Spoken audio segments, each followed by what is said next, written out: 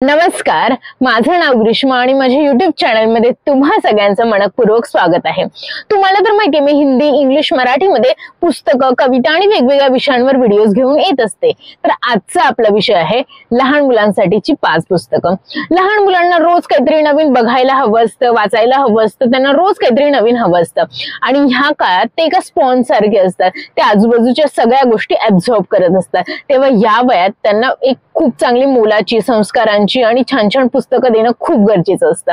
तर पुस्तकांच्या मार्फत आपण त्यांच्यावर छान त्यांची चिकित्सक बुद्धी वाढवू शकतो, त्यांचं कुतूहल वाढवू शकतो। तर अशी 5 पुस्तकं मी आज तुम्हाला रेकमेंड करणार आहे। तर चला बघूया। तर पहिलं पुस्तक आपल्याकडे आहे नावात बिरबलाच्या 205 गोष्टी। हे तर फक्त एक एक्झाम्पल आहे की अशी अनेक पुस्तकं आहेत, बिरबलाची असू दे, पंचतंत्रांची असू दे, तेनाली रामाची असू दे, अशी अनेक खूप छान छान पुस्तकं बाजारात उपलब्ध आहेत, ती तुम्ही घेऊ शकतात।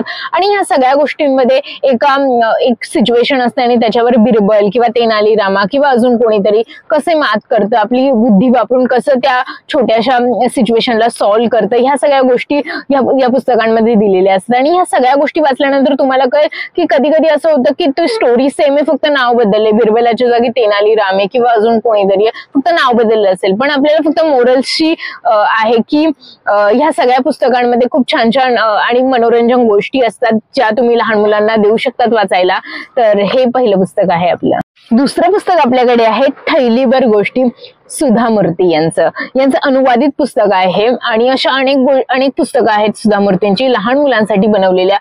राजे राजवाडे, महाराण्या, राजपुत्र, राजकन्या, कंजूस माणसं, जवळ फुटकी कवडी नसलेली ही दरिद्री माणसं, शहाणी माणसं, विद्वान माणसं, चतुर माणसं, मूर्ख आणि अडाणी माणसं, चमत्कारिक स्त्रिया व पुरुष, चित्रविचित्र घटना आणि अशा सगळ्या विषयांवर ह्या पुस्तकामध्ये कथा दिलेल्या आहेत। खूप आहेत, 20-25 आय थिंक 30च्या वरतीच कथा असतील याच्यामध्ये। या प्रत्येक पुस्तक जेव्हा तुम्ही लहान मुलांना वाचून दाखवलं तेव्हा पुढे काय होईल याची उत्सुकता त्यांना लागेल, त्यांचं कुतूहल वाढेल आणि खूप वेगवेगळ्या विषयांवर सुधा मूर्तींनी ह्या सगळ्या कथा एका पुस्तकात लिहिलेल्या आहेत। तर हे तुम्ही नक्की वाचायला देऊ शकता।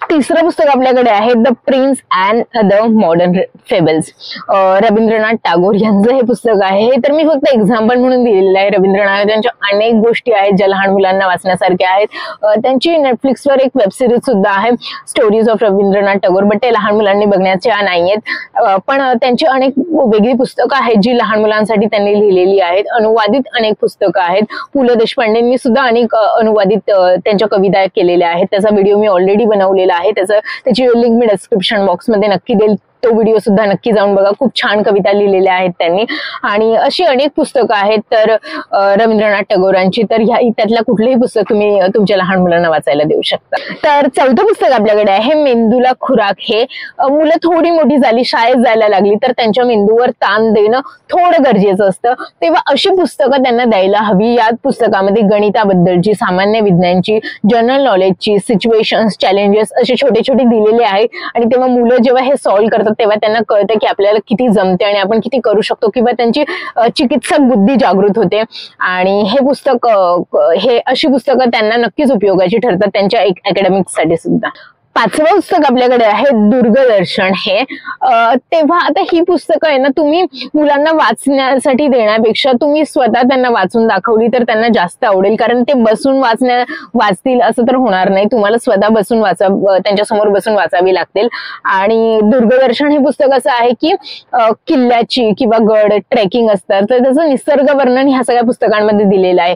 अशी पुस्तकं जर तुम्ही तुमच्या मुलांसमोर वाचून दाखवली की इकडे गेल्यावर असं होतं, इकडे गेल्यावर आपल्याला ते ह्या किल्ल्यावर इकडे हे आणि तिकडे पोहोचल्यावर असं काहीतरी बघायला मिळतं आणि जुन्या काळातली अनेक गोष्टी त्यांना कळायला लागतात, तेव्हा त्यांना घरात जे बसून ते मोबाईल्स किंवा कम्प्युटर्स मध्ये असतात तेव्हा त्यांना बाहेर जाण्याची उत्सुकता असेल, त्यांना एक एक्साइटमेंट असेल बाहेर जाण्याची। जर पुस्तकात हे एवढं सगळं वाचतील तर तिकडे जाण्याची त्यांना ओढ लागेल, किंवा इतिहासाबद्दल सुद्धा छोट्या मोठ्या गोष्टी कळतात अशा पुस्तकातून, कारण गड किल्ले ह्याच्याबद्दल लिहिलेलं आहे, तर इतिहासाबद्दल आवड निर्माण होते मुलांना। तर अशी पुस्तकं त्यांना जर वाचून दाखवली तर ते घरात बसण्याचं सोडून बाहेर जाऊन नक्की गड किल्ले बघण्याची त्यांची उत्सुकता वाढेल, त्यांना आपल्या संस्कृतीविषयी, आपल्या निसर्गाविषयी जाणून घेण्याची ओढ लागेल। तर अशी पुस्तकं नक्की वाचायला द्यायला हवीत। ही 5 पुस्तकं होती लहान मुलांना देण्यासाठी. ही सगळी पुस्तकं अशी नाहीत की तुम्ही त्यांना द्या आणि ते वाचत बसतील.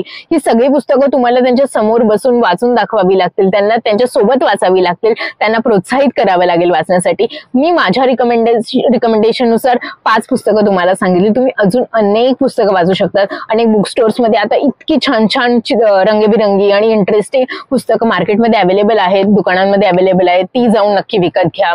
आणि तुम्हाला हा व्हिडिओ कसा वाटला असेल तर हे नक्की मला कमेंट्स मध्ये सांगा. आणि प्लीज लाईक करा, व्हिडिओला शेअर करा तुमच्या आजूबाजूच्या लोकांसोबत आणि सबस्क्राईब करा या चॅनलला. मला इंस्टाग्रामला फॉलो करायला सुद्धा विसरू नका @grishma_विस्पुते. मी खाली लिंक सुद्धा देते. आणि थँक्यू सो मच.